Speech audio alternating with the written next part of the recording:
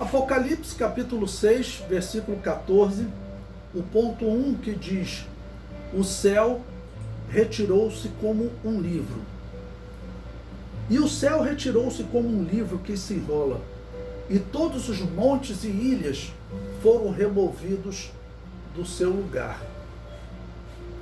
A expressão "o céu retirou-se" parece indicar alguma catástrofe que impeça os homens de verem o sol, a lua e as estrelas por um certo tempo, né? Porque, claro, céu, ele tem vários significados, essa expressão, essa atmosfera acima de nós, ou o universo também é chamado de um céu, e até o céu, habitação de Deus e dos anjos, ok? Como a catástrofe também atinge os montes e ilhas, pode estar se tratando de uma guerra atômica, terremotos ou vulcões. Ou ainda poderia ser até, vamos dizer, a queda de um meteoro, que um meteoro, como ele de um cometa, como um cometa ele é de tamanho maior, ele causaria alguma catástrofe então muito maior. Mas pode ser um vulcão ou um terremoto de proporções assim nunca visto na história da humanidade, ou seja, um terremoto que atingiria o mundo todo, ok? Junto com vulcões. A cinza dos vulcões normalmente encobre a visão do céu, então por isso pode ser também aí algum vulcão que venha a explodir. Bom, chegando nessas simbologias aqui, nós temos que entender o seguinte: a Bíblia está descrevendo uma catástrofe. Será que temos como identificar literalmente qual é essa catástrofe, né? Às vezes não. Esse mesmo aqui é um ponto que eu acho complicado nós conseguimos identificar exatamente o que é, tá bom? Parece ser um vulcão, já que de alguma maneira ele diz que o céu retirou-se. Então parece que a humanidade não vai conseguir ver a luz do sol por um determinado tempo. Pode ser uma guerra atômica? Pode. Né? Pode ser vulcões? Pode também, porque os vulcões eles causam eles liberam uma cinza que acaba encobrindo a luz do sol por um determinado tempo. O comentário prossegue: no segundo selo, os homens serão afligidos pela guerra. O terceiro selo leva fome aos participantes da grande tribulação. O quarto selo leva a morte aos seguidores do anticristo. No quinto selo, os cristãos que ficaram de fora do arrebatamento serão mortos. O sexto selo envolve catástrofes naturais. Então, para nós podermos entender aí o significado de todas esses primeiros selos. Capítulo 6, versículo 15. Os reis da terra se esconderam. Diz: e os reis da terra, e os grandes, e os ricos, e os tribunos, e os poderosos, e todo servo, e todo livre, se esconderam nas cavernas e nas rochas das montanhas. Passando-se uns 3 anos e meio de grande tribulação, os homens estão amedrontados. A sequência de males causa medo nos homens. Vamos comparar esse medo que os homens estarão aqui com o que nós estamos vivenciando hoje no mundo, tá bom? Hoje, se o coronavírus, nós não sabemos, né? Se o coronavírus for o princípio das dores, porque, é claro, eu não acredito que nós passaremos pela grande tribulação, então, se ele já faz parte do juízo, eu acredito que a igreja passará pelo princípio de dores. Mas as dores da grande tribulação, a igreja, eu creio, não passará. Então, se for o princípio de dores, hoje, o que eu estou vendo assim no mundo, o mundo não está nem pensando numa possibilidade de juízo de Deus. Aliás, até no meio da igreja, quando começou essa pandemia, eu pensei o seguinte: isso aí vai haver um despertamento, vai ter um monte de crente correndo, crente se consertando, crente que estava meio lá, meio cá, vai se consertar, vai o irmão que ele não queria perdoar, ele vai até pedir perdão ao irmão, vamos, porque a coisa está chegando. Mas teve um cristão esse dia que chegou para mim: pastor Levi, está chegando até gafanhoto. Se gafanhoto está chegando, a hora está chegando mesmo. Mas, irmãos, o que alguns pastores estão falando é que, na verdade, não houve um aquecimento na fé dos irmãos. Na verdade, o que teria acontecido é que muitos cristãos que estavam meio lá, meio cá, na verdade, eles foram para lá, se afastaram da igreja, não procuram mais a igreja, não assistem culto presencial e culto online também não participam. Na verdade, teve muitas pessoas que desapareceram da igreja. Então, as pessoas não estão considerando a possibilidade dessa pandemia ser o princípio de dores. Eu vou falar novamente uma coisa sobre essa pandemia, sobre esse vírus, irmãos. Esse vírus, ele é como um tipo de vírus de gripe. Ele vai sofrendo mutações. Ele não é como alguns vírus que você só passa por mosquito. Se você sair matando os mosquitos do mundo todo, ou como eles estão fazendo aí, até pegando, fazendo uma mutação dos mosquitos de maneira que a fêmea não consiga mais colocar ovos. Eles estão fazendo uma série de coisas e acabando com alguns vírus.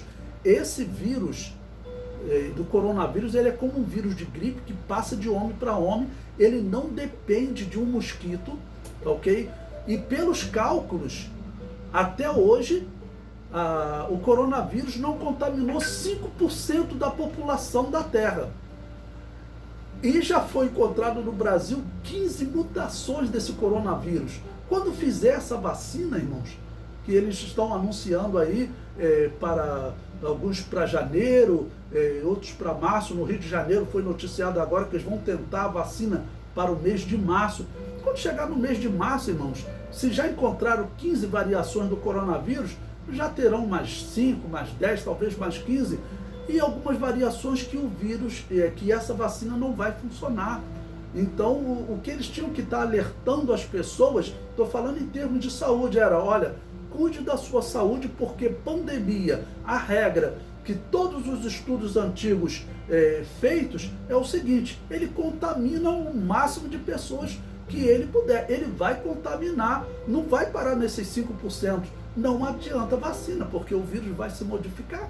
O vírus vai se modificando, né? Então, o interessante é que dentro da grande tribulação, as pessoas, elas já não têm mais dúvida de onde estará vindo esse juízo. Observe, o capítulo 6, versículo 16, ponto 1, escondei-nos. E diziam aos montes e aos rochedos: caí sobre nós, e escondei-nos do rosto daquele que está sentado sobre o trono e da ira do Cordeiro. Eu comento, este texto deixa claro que os homens sabem a origem do juízo.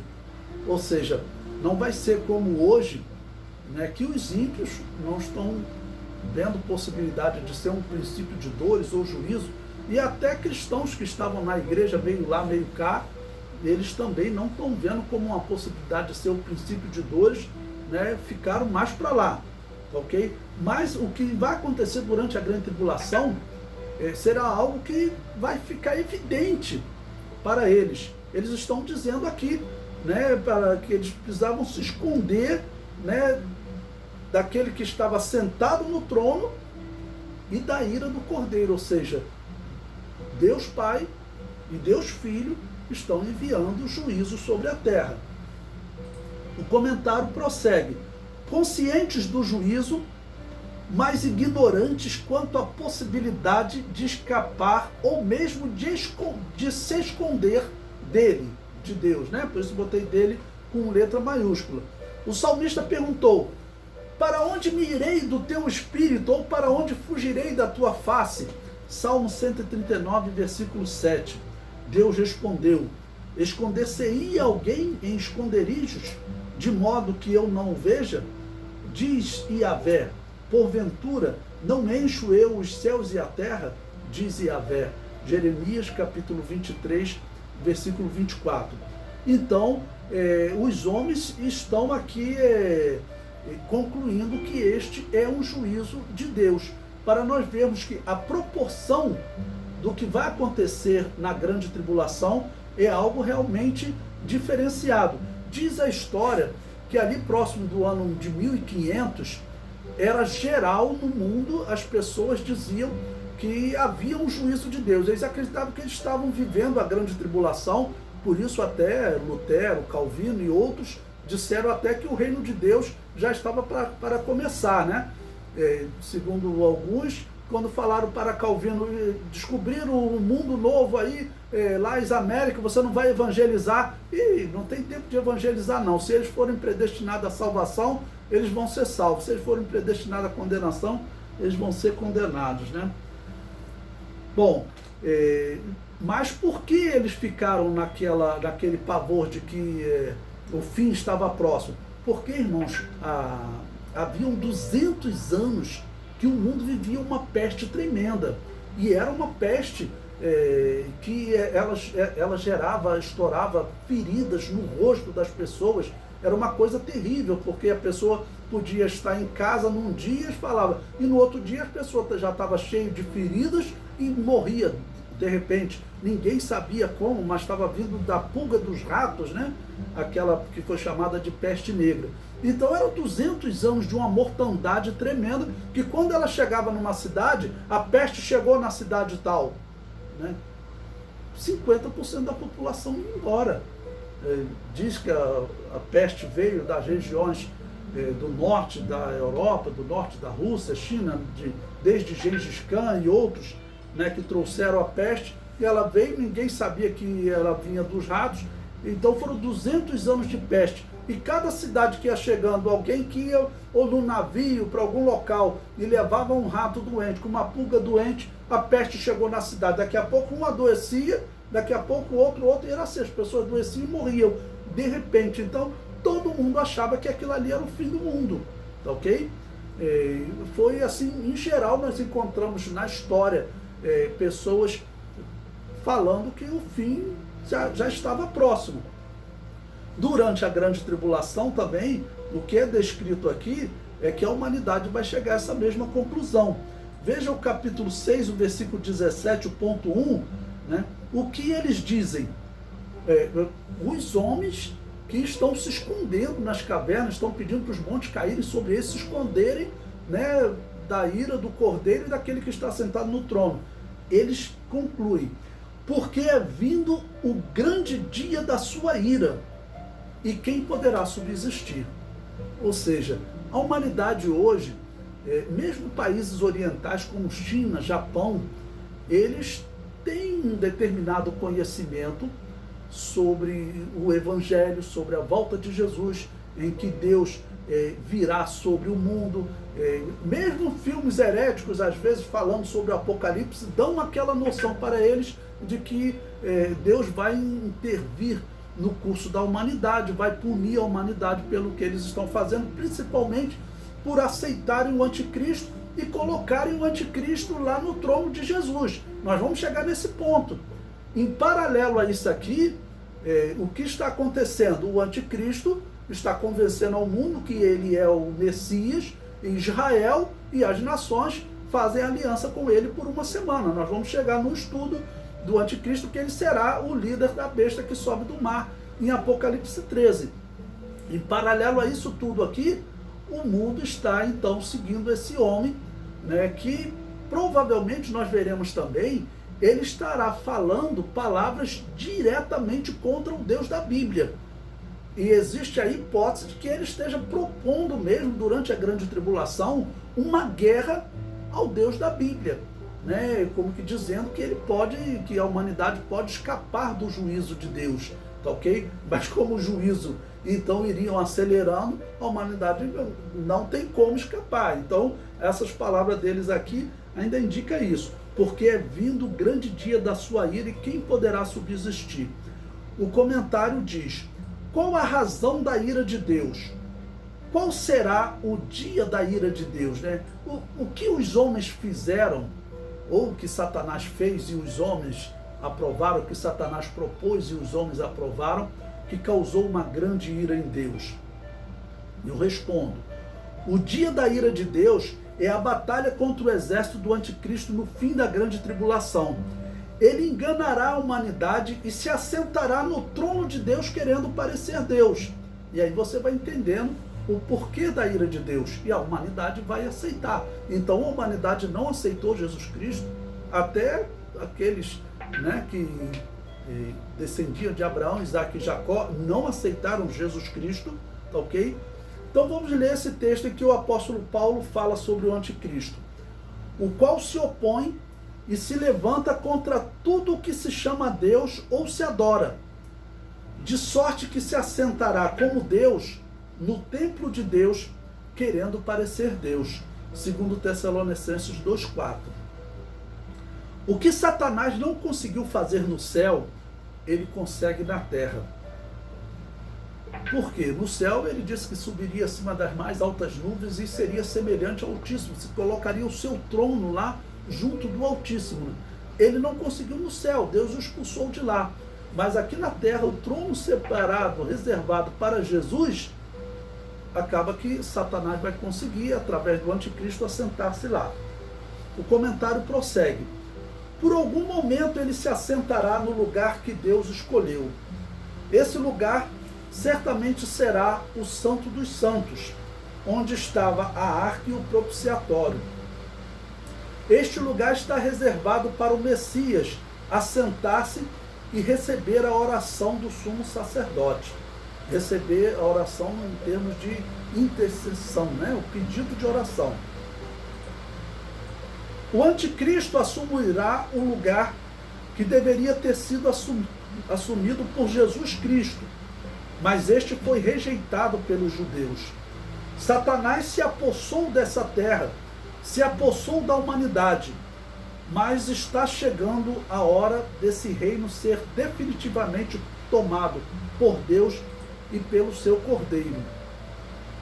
É interessante vocês pesquisarem sobre o Messias esperado pelos judeus, né? Porque os judeus, eles na história apareceram muitos Messias, tá bom? E existem textos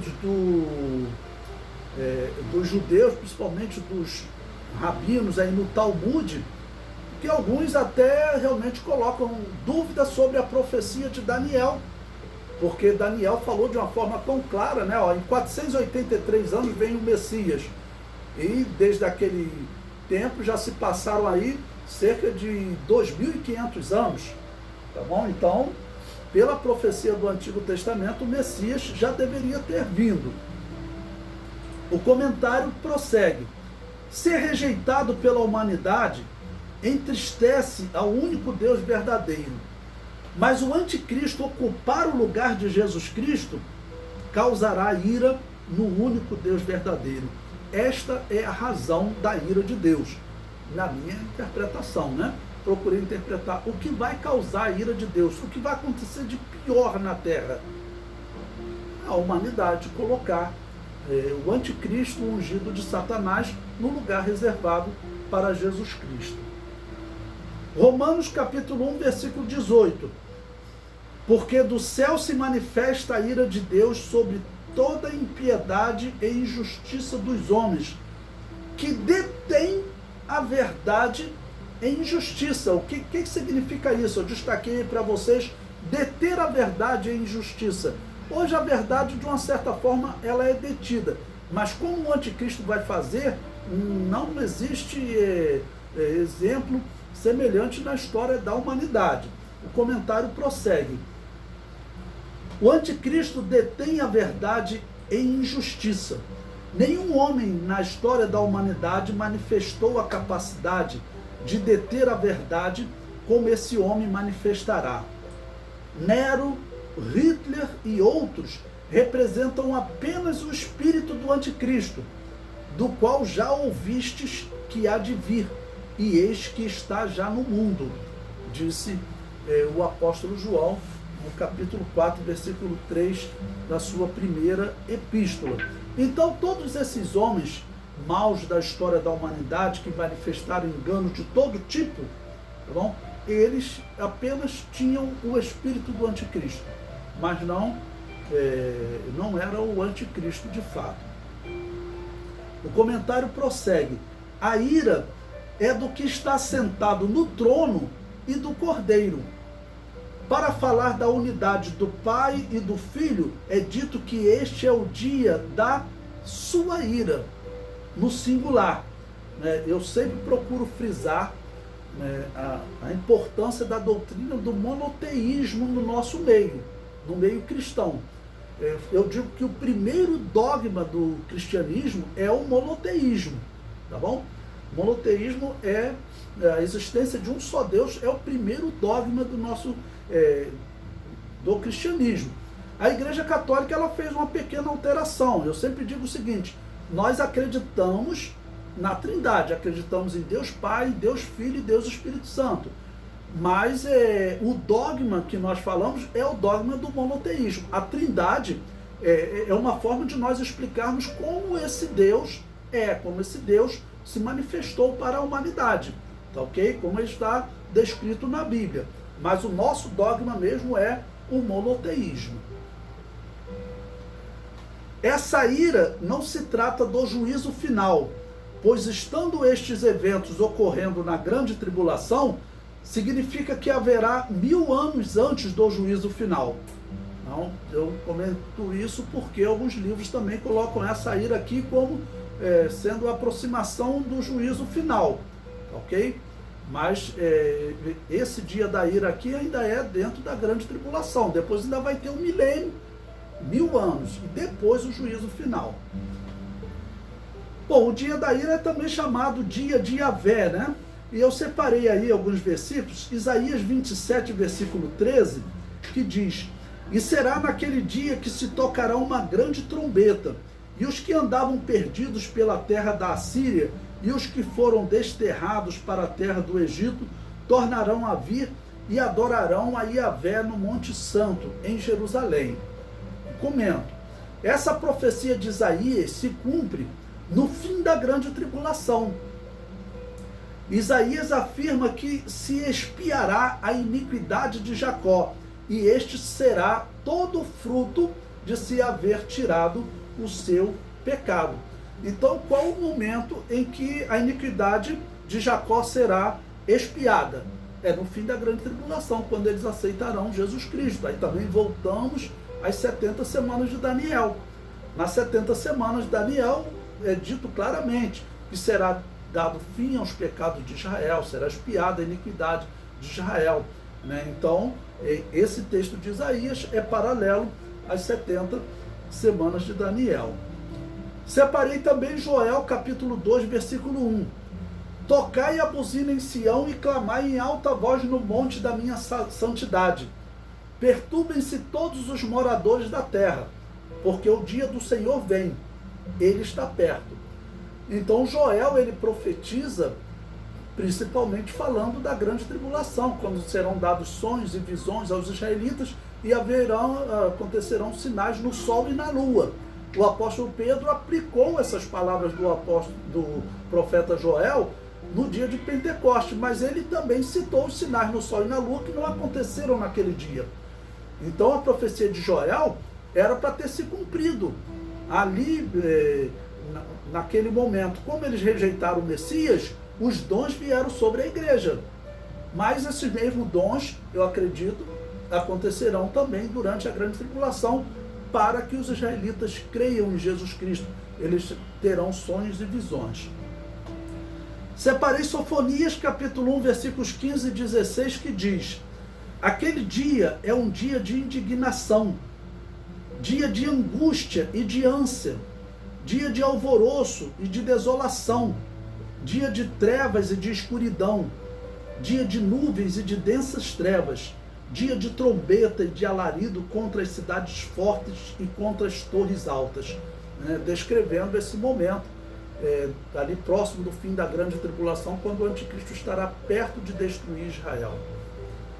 E Zacarias capítulo 9, versículo 14, que diz: e Yavé será visto sobre eles, e as suas flechas sairão como relâmpago, E Adonai Yahvé, ou Senhor Jeová, na nossa tradução, fará soar a trombeta e irá com os redemoinhos do sul. Vamos lembrar sempre que as nossas Bíblias, esse é um padrão seguido na maioria das traduções, né? Na versão corrigida, quando aparece a palavra Senhor toda em maiúsculo, significa que no original hebraico está o nome de Deus, o tetragrama sagrado, a pronúncia Yahvé é uma pronúncia aceitável, né? Que eu considero a mais aceitável, que se traduz por eu sou, ou eu sou o que sou, ok? Então, ele diz aqui que Yahvé, né? Ou seja, que Jesus Cristo vai aparecer sobre eles, e claramente dizendo que Jesus Cristo é também Yahvé. Deus estava em Cristo reconciliando o mundo consigo. Os judeus têm uma séria dificuldade de aceitar que o Messias também é Deus, que o Messias é Deus, que o Messias é o mesmo Deus Yahvé, é um Deus, ok? Mas que se manifestou para salvar a humanidade. Deus é o único inocente, né, para poder salvar a humanidade. Enquanto a doutrina de Satanás, ela prega que na verdade Deus é o culpado de tudo. Existe um filme, por exemplo, Noé, que o filme ele inverte tudo. O filme ali conta a humanidade antes do dilúvio, todo mundo pecando, desviado de Deus, e aparecem os anjos caídos. E Noé, resumindo, Noé, ele pergunta aos anjos caídos por que eles foram expulsos do céu, por que eles estão ali, e os anjos explicam, colocando toda a culpa sobre Deus, né? Dizendo primeiro que os homens pecaram, Deus resolveu punir os homens, né? De forma intransigente queria punir os homens, e os anjos, né, conversando com Deus para ele perdoar os homens, mas Deus não quis perdoar, de forma intransigente queria punir os homens, e os anjos insistiram, por isso Deus resolveu puni-los e jogou eles aqui na terra. E tem uma heresia tremenda, né? Colocando Deus como responsável por todas as coisas ruins que acontecem. Ainda tem uma cena horrível, que depois um daqueles demônios, numa parte do filme, termina olhando para o céu e dizendo para Deus, reconheça, como quem diz, reconheça que você errou, reconheça que você foi intransigente. E o que Deus faz no filme? No filme Deus reconhece e leva os anjos de volta para o céu. Uma heresia absurda, parecida com essa heresia da predestinação de Agostinho, que coloca Deus como responsável por todo o mal do mundo, né? É inacreditável, mas os homens, infelizmente, tem muita gente acreditando assim.